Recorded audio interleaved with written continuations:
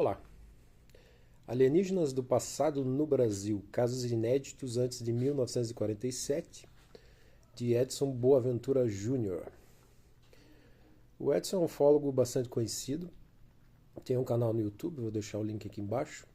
Talvez o melhor pesquisador de campo brasileiro que já houve. Hoje em dia há milhares de canais sobre ufologia, mas a maioria é simplesmente de vídeos, uma coletânea de vídeos, né? E daí eles ficam fazendo comentários sobre esses vídeos, sem qualquer critério técnico, nada disso. Ufólogos de verdade têm, até no currículo, análise de vídeo, mas elas são análises técnicas, eles mandam para especialistas de softwares, né, os mais avançados, para verificar se é CGI, se não é. E esse não é nem de longe o principal trabalho de um ufólogo. O ufólogo de verdade, ele é sobretudo um pesquisador que vai até o local de avistamento, pouso ou interação com os supostos alienígenas. Entrevistam pessoas, coletam amostras, registram eles mesmos em fotos e vídeos o que presenciam, encaminham material para análise, para perícia. Há também pesquisadores de consultório, logicamente, terapeutas que trabalham com hipnose regressiva e vão classificando, vão registrando as entrevistas com os pacientes. Há também os cirurgiões que realizam extrações de objetos, de implantes. Há também os ex-militares que trazem relatos interessantes da sua vida dentro das Forças Armadas. Também hoje há médiums que se especializaram em abduções, também às vezes escrevem livros a respeito, mas são pessoas que fundamentalmente têm experiência de vida com aquilo. Não são comentadores de vídeos, né? Eu acho até um assinte.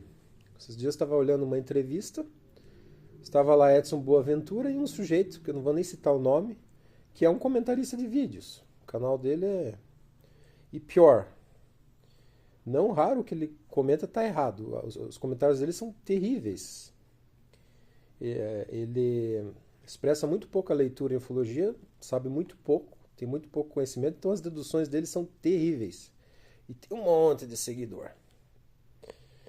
Mas enfim, esse livro eu achei muito interessante porque são casos anteriores à queda em Roswell, do Novo México.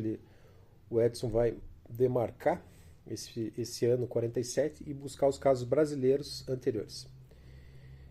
E também bem anteriores às abduções do Antônio Vilas Boas de 57 e da Betty Barney Hill nos Estados Unidos de 61. Esses antes de 47 são do início do século. Entre os casos, chama a atenção esse que eu vou narrar para vocês agora. Eu vou citar dois casos. O primeiro é muito interessante. Em 1995, o pesquisador Rogério Porto Breyer, da UBPDV, União Brasileira para Pesquisas de Discos Voadores, traduziu um artigo da revista mexicana Repórter OVNI, número 53, produzido em julho de 1995, então nos anos 90, intitulado Tribo Selvagem Devorou 6 Extraterrestres. Já quero fazer um alerta aqui. Os casos de ufologia, eles são pitorescos mesmo. Eles são, geralmente envolvem ribeirinhos, áreas mais isoladas. Os casos mais fantásticos, mais interessantes, são os relatados no interior, longe das grandes cidades. E me parece bastante coerente que, admitida a hipótese deles alienígenas estarem nos visitando, eles procurem essas pessoas, né, para fazer seus estudos. Não vão pousar no meio da cidade lá, me levem a ser o presidente. Eles não fazem isso. Eles são pesquisadores discretos, né? Eles não querem levantar alarde, até porque, como eu já comentei no outro vídeo aqui, existe toda uma segurança contra esse tipo de abdução, de pesquisa científica, né? A edição número 38 de outubro a dezembro de 95 do boletim, produzido pelo Grupo Ufológico de Guarujá, nas páginas 6 e 7, foi reproduzida a tradução feita pelo pesquisador gaúcho que transcreve a seguir. Uma tribo de canibais brasileiros matou e comeu 6 extraterrestres que aterrizaram numa missão de paz durante o ano de 1936.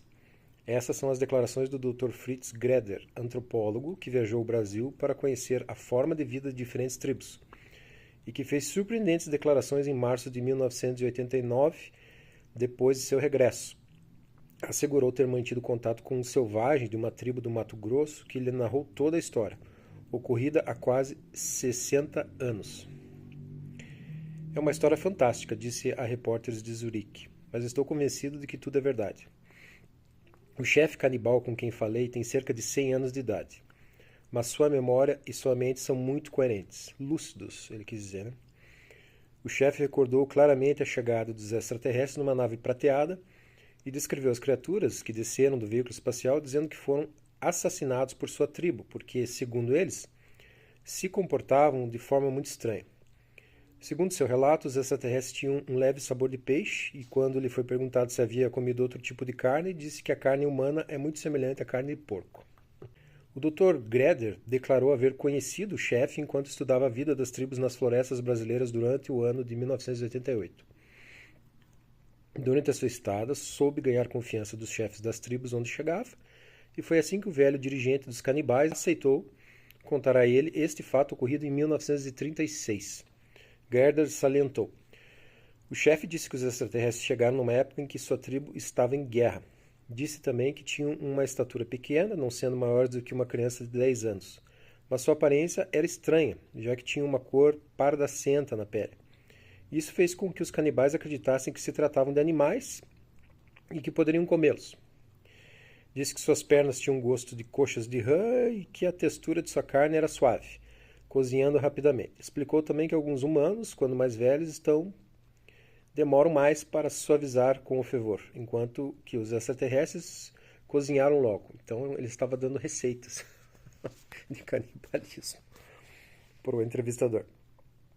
O chefe canibal deu muitos dados sobre a forma desses seres. Disse que tinham olhos grandes, protuberantes, possuíam uma cabeça maior em proporção ao resto do corpo, braços delgados como o das rãs, e seus dedos estavam unidos por membranas. Depois de comer sua carne, colocaram seus ossos como troféus. Greder salienta. Eles, os extraterrestres, se comunicaram com a tribo em seu dialeto nativo e insistiam em dizer que haviam vindo à Terra numa missão de paz. Qual não foi a infelicidade desses extraterrestres de pousar numa tribo canibal? No princípio tiveram boas relações com os selvagens, mas depois de 2 dias, quando os canibais descobriram os seres examinando uma criança, suspeitaram deles e pensaram que suas intenções não eram tão boas quanto diziam. Depois de uma breve reunião entre eles, os selvagens decidiram matá-los e cozinhá-los. Assim foi como tudo aconteceu, concluiu Greder. Ao ser perguntado sobre a forma da nave, o chefe canibal disse que era uma luz branca, muito intensa e que desapareceu depois que os extraterrestres morreram. Greder não duvidou em nenhum momento da veracidade da história contada pelo chefe, o qual disse também que, após perceberem que a luz branca de onde vinham os seres havia desaparecido, sentiram-se culpados pelo que tinham feito e mantiveram essa história em segredo durante todos esses anos. Esse episódio é incrível, todavia eu não posso afirmar com 100% de certeza que se trata de um episódio real. Todavia, alguns sites na internet vinculam esse fato, bem como outras revistas especializadas em ufologia. Também no livro editado por Jonathan Benton, em 2002, The Best of Anthropology Today, na página 164, parte 5. É uma pena que não se tenha dados mais precisos de qual tribo do Mato Grosso que teria sido o palco da veiculação dessa estranha ocorrência. Provavelmente o Edson iria lá.